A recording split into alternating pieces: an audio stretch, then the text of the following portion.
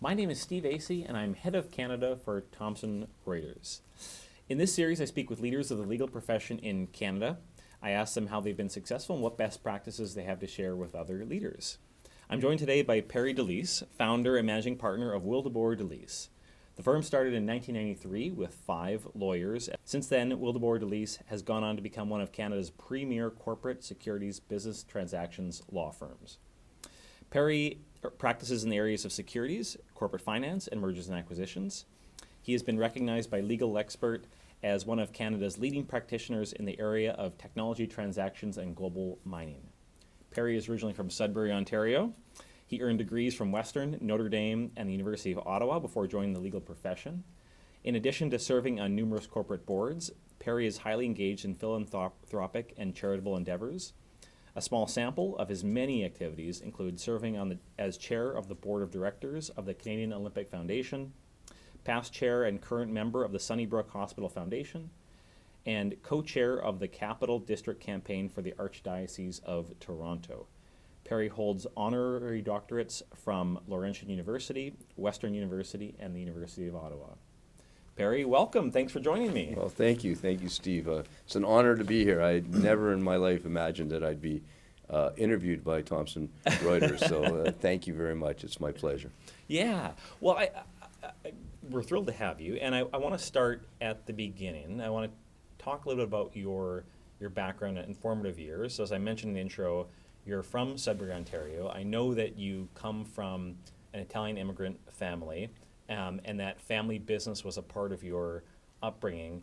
But I also know that not all of your generation went on to get post-secondary education, like multiple degrees like you did. What's the cause of your academic drive, do you think? Well, it was really my mother. My mother's family was in a family business. They owned a general store, and my father's business was construction and real estate. And in my mother's business, her father never and did not allow the girls to go to school after high school. And so my mother was always all over myself and my 2 sisters to continue our education. And so it was ingrained in me at a very early age that I'd be going to university. And then she always said, you need to be a lawyer, you need to be a lawyer. So I grew up always wanting to be a lawyer. And it was just something that was always in the back of my mind and continued to be a goal of mine right through. It took me a while to get into law school. That's why I had to keep going to school. And what took you to Notre Dame? So you 3 degrees, 2 in Canada, and then you went to Notre Dame. Yeah, to be frank, it's the same theme. It's wanting to be a lawyer. I went to undergrad. I did okay, but not great. I wrote the LSAT 5 times. I didn't do well. And I thought to myself, what would distinguish me in coming back to Canada when I apply to law schools? So I said, I need to do something, and something that's different. I didn't want to leave school, so I applied to a number of universities in the United States and all of the ones in Ontario. I was fortunate to get into the University of Notre Dame, having grown up as a football fan and gone to a Catholic all-boys school, knew of Notre Dame, always felt an allegiance to the university. Then when I went and visited the campus, I fell in love, and so it was a natural choice for me. And it was very distinctive, and it continues to be distinctive in my career. And I believe it's part of many reasons, but one of the main reasons that I did get accepted ultimately into law school. Yeah. I want to then turn to your articling experience, because you had a bit of unique articling experience. I certainly did. Yeah. Ultimately, out of a cohort of 18 articling students, you've confessed that you were the only one not to get a full-time offer. And so you and 4 other lawyers worked with Rob Wildeboer and ultimately ended up founding your own law firm. I want to get into that in just a minute, but I'm curious about what led you to do that, and if you just unpack for us a little bit that experience of not ending up at the firm you thought you were going to end up, Yeah. and then deciding to start your own firm. Yeah, so it's, again, a unique experience. The 4 of us, myself, Rob Wildeboer, Eric Apps, and initially a fellow named John Kutkevichus, who ended up accepting another offer left, and then Cliff Rand and Susan Thompson, the 4 or 5 of us decided to start our own law firm. And it wasn't a single day decision. It was many meetings, many discussions. When I wasn't hired back, I think that accelerated the decision for me. In fact, I opened up on my own as a sole practitioner for a year, trying to just make ends meet until the whole group decided to pull the trigger and start up on our own. And then we finally decided in the fall of 1992 and opened up in February 1st, 1993. Just wanted to do something new and on our own, and it was exciting. We were young. I don't think we knew how to spell the word risk, and it worked. So it wasn't easy, but it worked, and here we are 30 years later. 30 years, yeah. Yeah. Wow. So can you unpack for us a little bit that experience of starting out on your own? Like, as an Arcling student, you don't come with a book of business. No, we didn't. You've got to reach out and establish your own network. You have to, and I know that you're someone who encourages other junior lawyers to not just get work from partners, to actually go out and source their own business as well. So can you talk to us a little bit about that experience and how you did it? Sure. Well, I mean, to this day, client development is a big part of our firm and big part of our young lawyers' mandate and how they're measured. We focus on that once they're in their 3rd year. We want them to focus on the law in their 1st and 2nd year. And we were all outgoing, had profile, and weren't afraid to knock on doors. And we went out and we pitched 3 things. Is number 1, that we would understand your business needs, we'd understand the client's objectives and goals, and we'd be pragmatic and we'd price accordingly. What does that mean? It means that we took fee risk, we had alternative fee arrangements, we did that on a regular basis, and we were doing that long before Silicon Bank made it a popular thing. Silicon Valley made it a popular way of getting paid. We were doing all kinds of things, whether it was post-dated checks, a promise to pay if we're successful, a double if you get financed, 0 if you don't. We did that all over the street, and it caught on. The second thing we did is we were prepared to work with our clients and develop their business plans together. This was before the word startup even existed, and that whole phase of startup. We were saying, we'll work with you, we'll build your business with you, we'll be part of your business. And the third thing we said is we want to have more fun. So we took the bureaucracy out of our practice. We were quick and nimble. We made decisions easily. We all had autonomy to make our own decisions. And we understood that, that you had to be comfortable to work and you had to get along. And so we created a very respectful yet professional work environment. We had a pool table long before people knew that. We were casual on Fridays long before that became a thing. Although we always kept a business suit, behind our door, just in case. It was a bit of a unique or rebellious sort of position to show up in jeans and a T-shirt, but we did it. And of course, that attitude was very, very attractive to entrepreneurs. And then if you go back from 93 to 2001, where were all the entrepreneurs? They were in technology. Yeah. And so as a result, we really made a name for ourselves in the technology industry. Almost every major deal that came out of Waterloo, we were on either for the venture capitalist, the underwriter, or the company itself. So companies like Research in Motion, DALSA, MKS, OpenText, ComDev, all those companies, all those deals, we were on one side or another. And then that just built our reputation. And it went well, very well, until 2001. When the bubble burst. And then we had to start sort of rethinking our business plan. Can you talk a little bit about some of the innovative things that you did to get some of those early tech companies on board? Because I think you had a fast track program, you had some other sort of programs to sort of like bring in startup companies. Yeah, so I mean, often, especially fast track was a fixed fee to do your basic things, and every law firm's doing that now. Incorporation, shareholders agreement, maybe an option plan and employment agreements for a fixed fee payable over a certain amount of time. Yeah. So we did that for a while. Now everybody's doing some form or shape of that. It's a good thing. It's good for the startup community for everybody.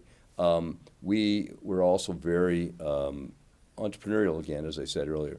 The best thing that we did was take fee risk, right? That was a very simple proposition. It would be, and some of it was as simple as, okay, the fee's going to be $50,000 and we're going to raise $2 million.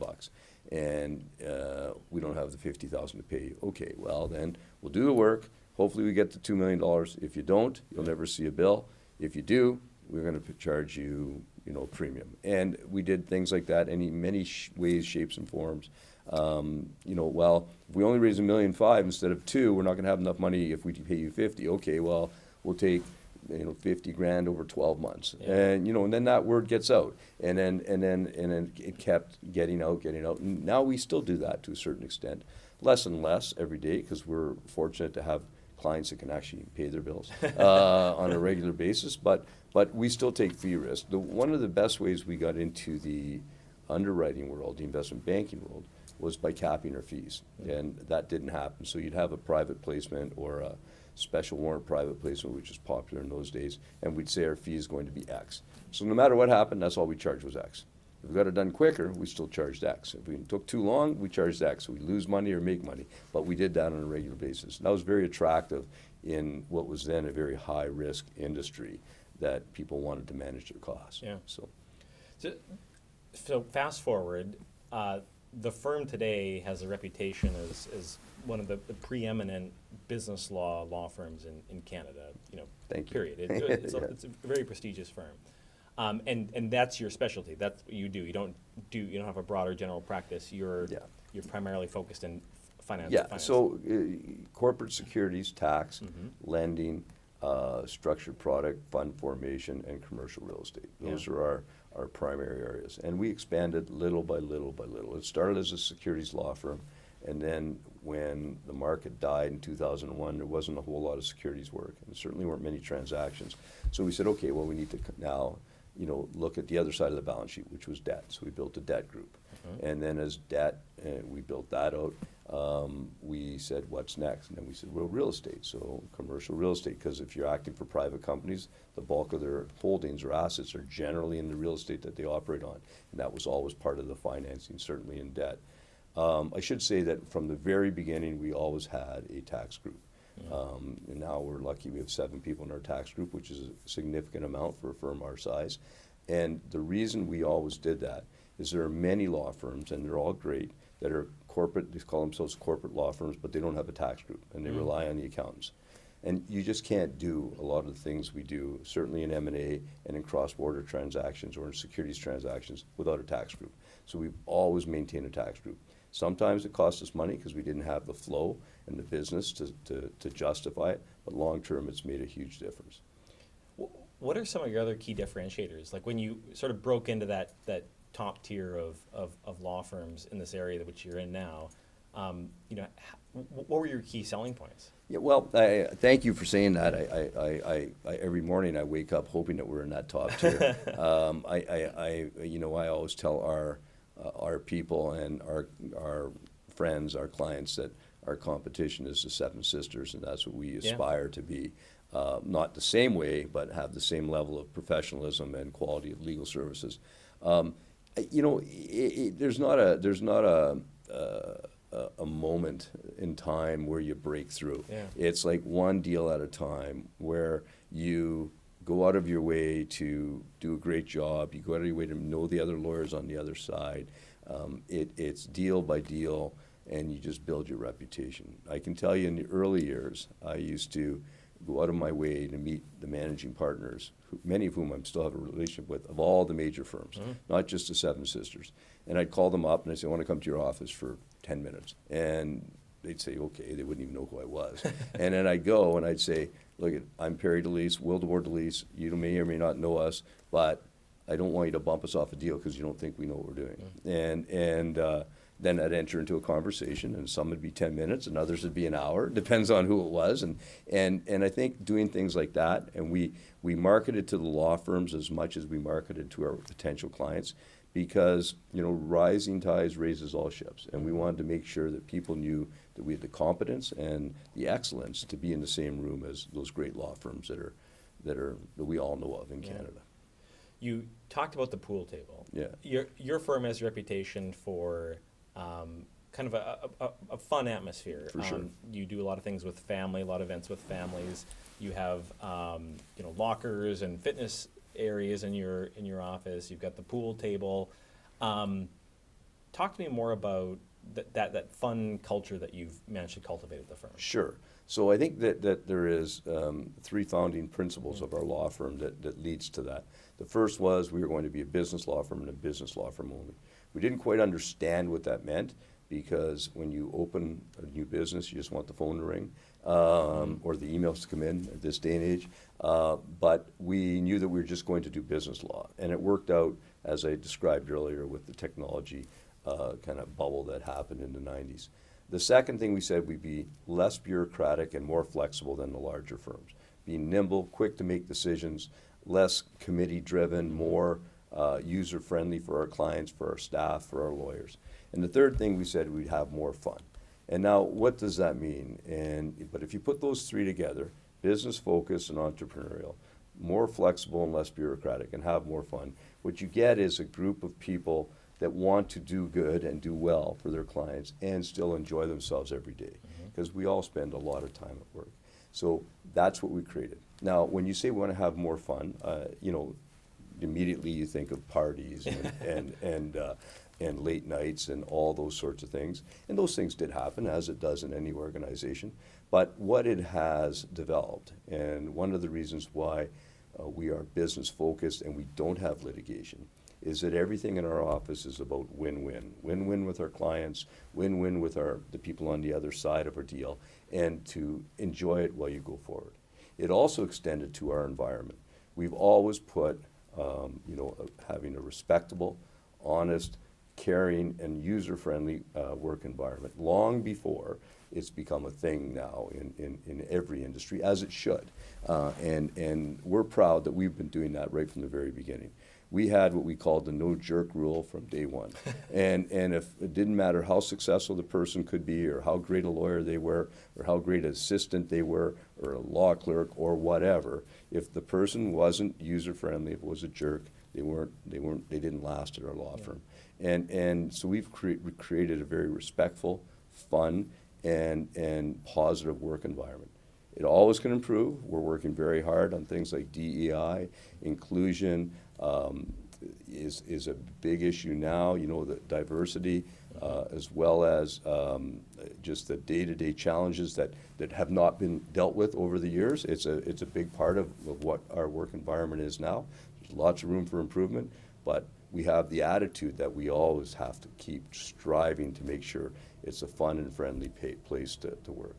And yes, we've always been family friendly. We've always included partners at most of our events. Not all of them, the client events are for clients, but we've always went out of our way to do that. We've also always included our students and our younger lawyers in most of our client development activities. So when we do a dinner or a learning seminar or a visit to a client, we bring our young people so they can experience that, feel part of the team, and you have a positive view of what the firm's doing and how we're doing it. I want to ask you about your student recruitment strategy and your policies towards articling students and early stage associates. I know from talking to you in the past that you're very forward about wanting to recruit, and really show up well in the law schools and really bring people to the firm. It comes at a time, I think, when some managing partners of other firms are thinking about whether they want to cut back a little bit on summer students, and we had a conversation with some other managing partners where that came up. Can you talk a little bit about your thoughts around student recruitment and how the firm does that? Sure. Student recruitment is the best marketing initiative that a law firm, or frankly any business, can have. Yeah. I've been doing this for 30 years. I now have students that came through our firm either for an interview or asked for an interview and didn't get one, or worked with us for a few months and then left, and they're CEOs, CFOs, general counsels, VP of client development or project development. They're senior executives around this country. and they all know our name. And that's because we went out of our way to make the student recruitment process first fulsome, enjoyable, and positive. Now, obviously we can't hire everybody, but we did our best, and we were always very kind and helped them. And those that didn't get a job, we tried to get them jobs, and we still do to this day. At other law firms that didn't fill their complement, we work really hard with our students and our student programs. We've been obviously centric in Ontario for the last number of years. Now with the opportunity to go remote and Zoom, we're working towards other provinces and other law schools. It's the best marketing tool you can have. I mean, these young students come in, they see a firm that's cool, that's helpful, that's willing to enter into dialogue. We're not unique in that, but everybody does it. I just think that it's where we spend most of our time and effort from a marketing standpoint.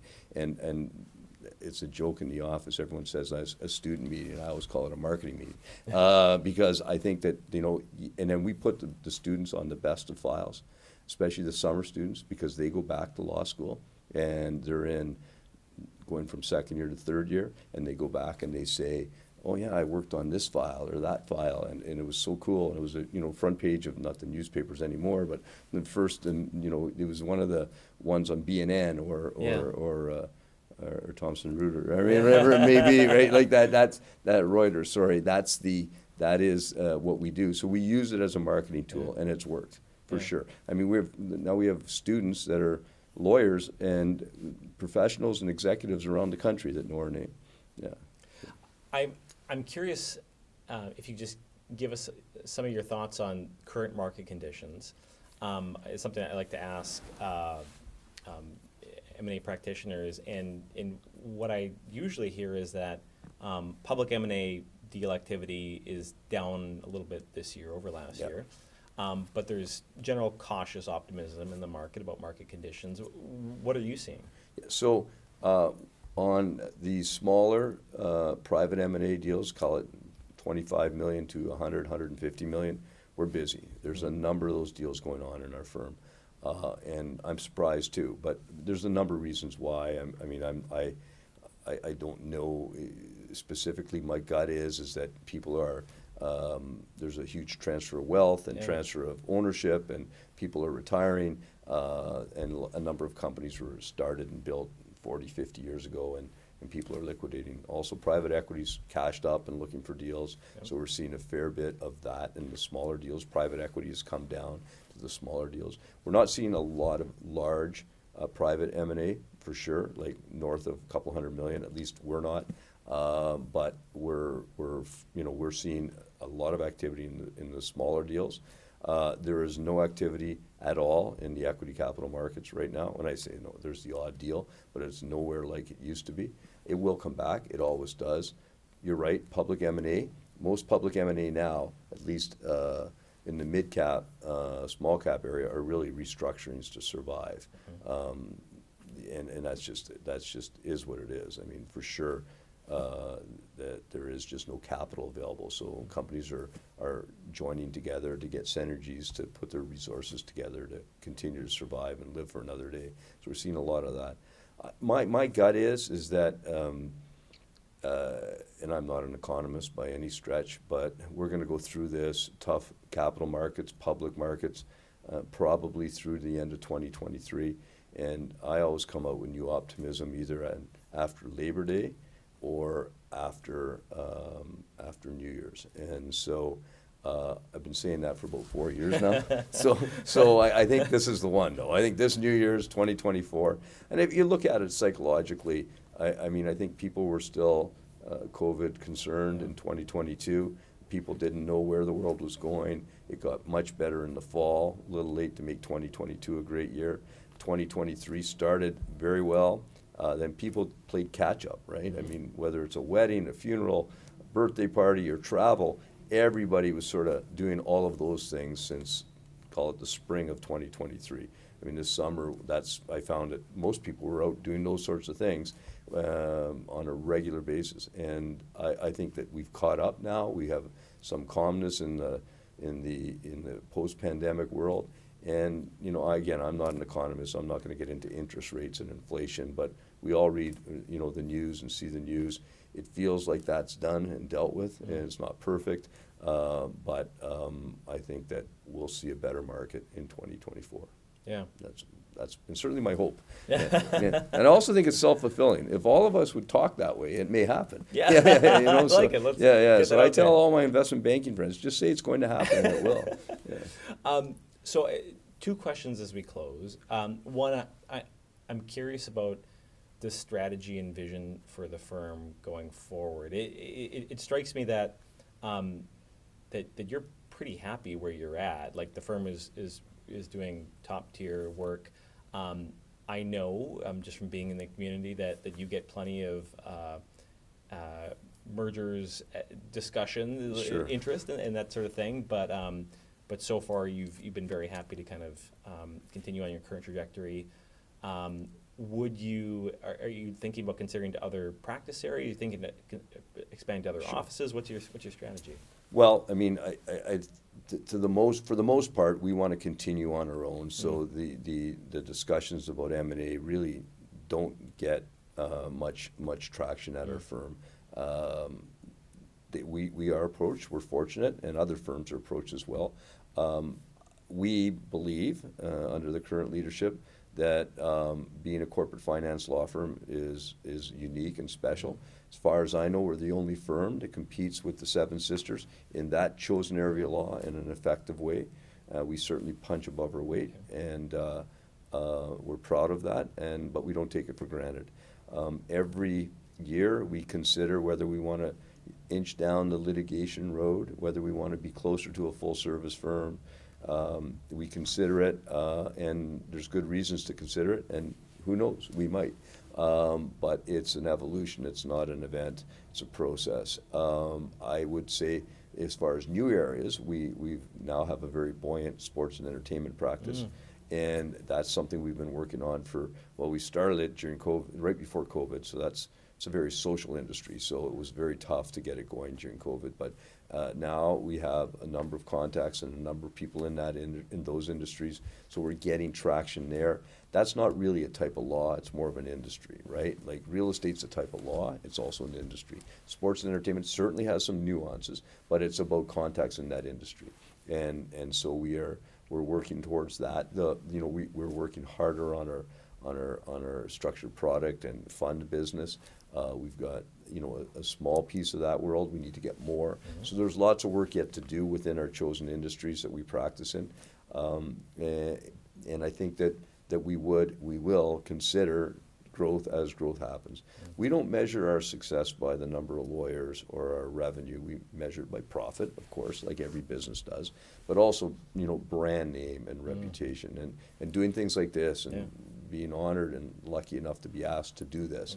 And more and more of our partners and our lawyers are doing things like this, initiatives, speaking engagements, teaching at law schools, being involved in different programs with the Law Society, a number of really neat and different and interesting opportunities to spread our brand and to make sure that people know who we are and what we do. And the other law firms do it as well. But, as I always say, like the big firms have been around since Confederation. And while 30 years seems like a long time, it's not 140 or 150.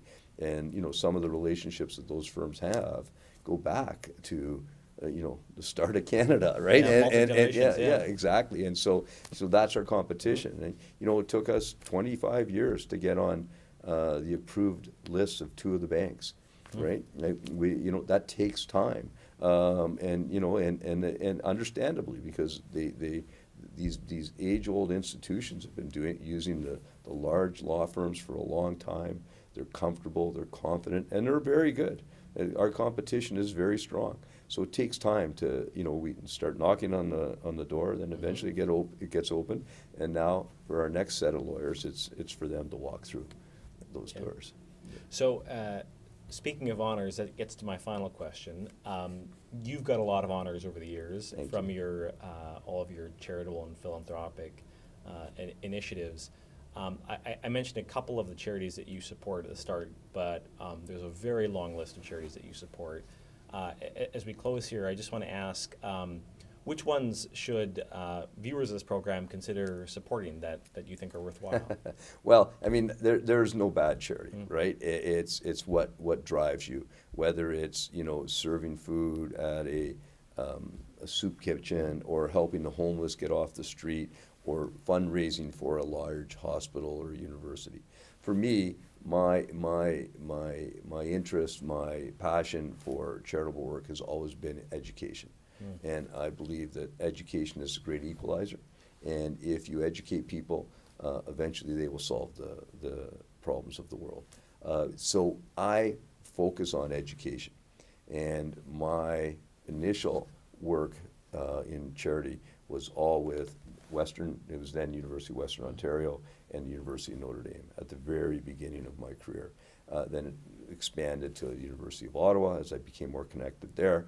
And then the fundraising community moves around. And the people who are at Western moved into Toronto and into the hospitals, and that's how I ended up in active at Sunnybrook Hospital and others. But even there's a whole component of fundraising and philanthropy that you can do in connection with education, whether it's research or whether it's internships, or not to say that we and I haven't raised money for bricks and mortar, but there is a number of things about education that you can do in pretty well every charity. And so that's always been my focus. And also for young people, it's one of the easier ones, because you have people that you were educated with that are colleagues that you can bond together and therefore work together to further the cause that you came from. So if you're both alumni from Western or Ottawa or Notre Dame, those are my three schools, you can work together to further that cause, which will lead to other things. And it's a great part of both my career and my family life. It's just something that's become a part of my day-to-day activities. I don't think there's any one area that I would tell a young person to focus on. I just tell a young person to do it. I did it out of passion and love, but I can tell you it's probably the most significant single factor that's led to any success that I've had. It's just been when you do something and you love it, and people see that you're doing it with all your heart, then they want to be associated with you, and then, you know what, they might hire you as a lawyer. Well, that's great advice. Yeah. And I mean, that touches a lot of people. My own son was just born a month ago at Sunnybrook. So there you go. Appreciate your support. And thank you very much, Perry, for coming in. This was a real honor to have you. Well, thank you. It's my honor. It's my honor and privilege to, I would never imagine 30 years ago that I would be asked to do an interview like this with the head of Canada from Thomson Reuters. So thank you. It really is a privilege, and it's great to be here, and thank you for this opportunity.